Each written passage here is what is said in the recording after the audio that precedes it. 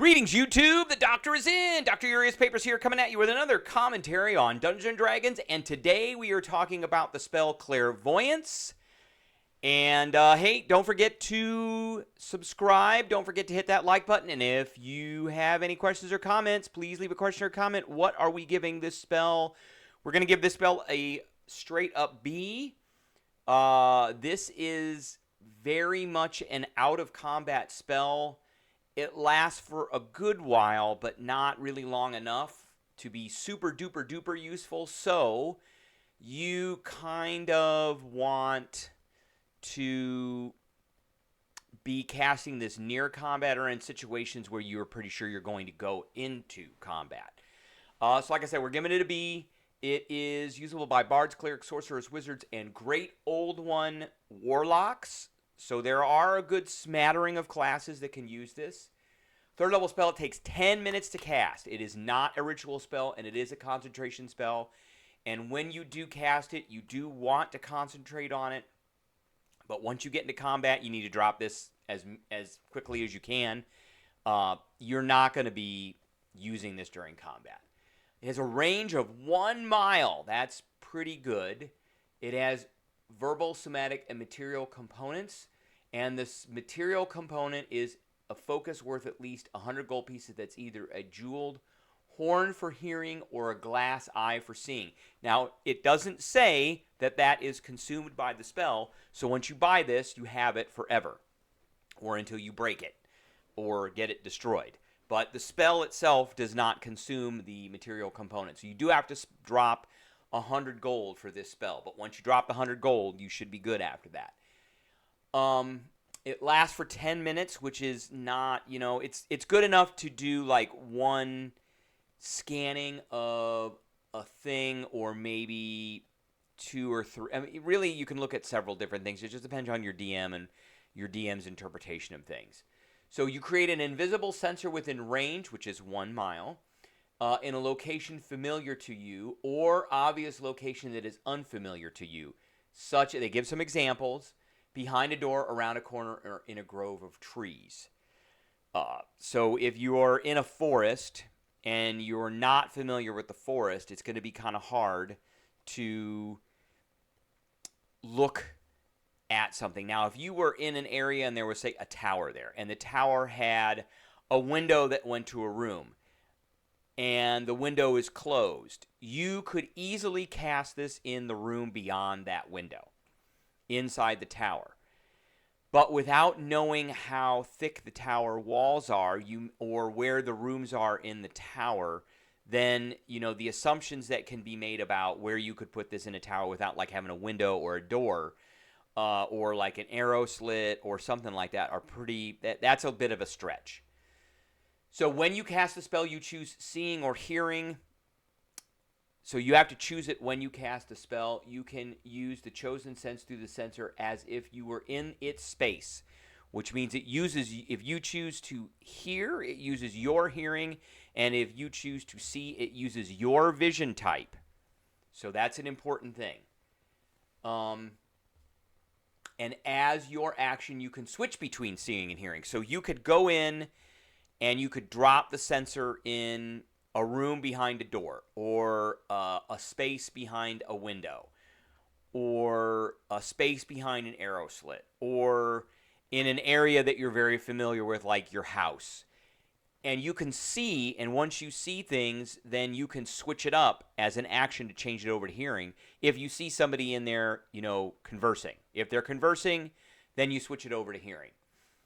A creature that can see the sensor, because the sensor's invisible, says right there in the first 4 words, you create an invisible. A creature that can see the sensor with true sight or invisibility sees a luminous, intangible orb about the size of your fist. So they'll be able to see it. So there is that risk. Remember, you can do this up to 1 mile away, but doing it up to 1 mile away on things that you're unfamiliar with are not great. And you can switch between hearing and seeing. So it has all of your sight. So if you put it in a room and the room is completely dark and you have no way of seeing in the dark, then you're not going to see anything. So if you've got dark vision, then that probably is going to help. If you put it in a room and there's magical darkness and you can't see in magical darkness, then you're not going to be able to see anything. If you put it in a room and creatures are invisible and you can't see invisibility, then you're not going to see the invisible creatures. And that's just the way it is. All right, so let's look at a few things that I want to point out with this spell. So first off, I want everybody to note that this is a concentration spell, meaning you can cast See Invisibility, because See Invisibility is not a concentration spell. So you can cast See Invisibility first, which lasts for an hour, and then cast Clairvoyance to see into a room, and that way you are going to be able to see invisible creatures that are in the space that you're looking at. And this doesn't have, like scrying has a limit of how far around you can see. It's as if you were in the room. And once you're in the room, if there are other rooms or other doors on the other side, you can move the scrying eye. You can keep moving it forward. So you don't have to keep it in one space. Remember, you got it for 10 minutes, and it has a mile of a range of 1 mile. You can keep moving that thing forward. Once you start seeing things and you become more familiar with your surroundings, you keep moving it forward. And as an action, you can switch it to hearing from seeing, or from seeing to hearing. If you hear something, then you can switch it to seeing to see what you're hearing.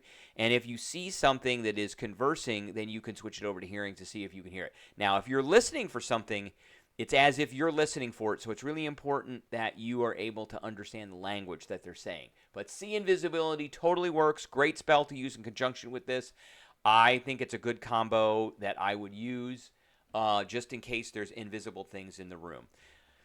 Another good thing, because we noted that there is a great old one warlock here. Devil's Sight is a great one, which allows you to see in normal. You can normally see in darkness both magical and non-magical. So you can see in a darkness spell, and up to a distance of 120 feet. So that, if there's magical darkness in a room, who cares? You've solved the puzzle with Devil's Sight. Now, another spell that you can use with this is True Seeing. True Seeing allows you to see basically everything. This does have a somatic component, which is consumed by the spell, because it says there, so you have to keep that in mind. But this is another great spell, lasts for an hour, that you can cast with Clairvoyance and allow you to see just about everything. Now, the last thing I want to talk about is the Warlock, and particularly the Divination Warlock, because you excel in divination spells, and guess what? Clairvoyance is a school of divination spell. So, what are some of the things that the wizard that is a divination wizard can get with this? Well, Portent really doesn't have anything to do with it, but Expert Divination, which you get at 6th level spell, allows that when you cast a divination spell of 2nd level or higher, and guess what? Clairvoyance is a 3rd level spell. When you cast a divination spell of 2nd level or higher using a spell slot, you regain 1 expended spell slot. The spell slot you regain must be a level lower than the spell you cast and can't be higher than 5th level. And it doesn't say what kind. It just says when you cast a divination spell, you regain 1 expended spell slot. Which means when you cast Clairvoyance, a 3rd level spell, you get a 2nd or 1st level spell slot back of any spell. I like a lot of 1st level spells and 2nd level spells.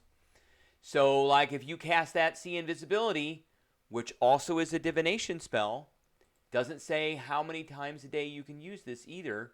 It's just when you do it, it happens. So when you cast that invisibility, you get a 1st level spell back. When you cast that Clairvoyance, you get a 2nd level or a 1st level spell back, which means you can get the See Invisibility spell back, so you can cast See Invisibility for free. True Seeing is a divination spell, and it is higher than 2nd level, which allows you to get up to a 5th level spell back. Slot you regain must be of a level lower than the spell you cast, so 5th level is lower, and it can't be higher than 5th level, so you can get a 5th, 4th, 3rd, 2nd, 1st level spell back. You can't get True Sight back, but there is that. So, all right, that's what I got for everybody today. I appreciate everybody tuning in, and I will catch everybody later.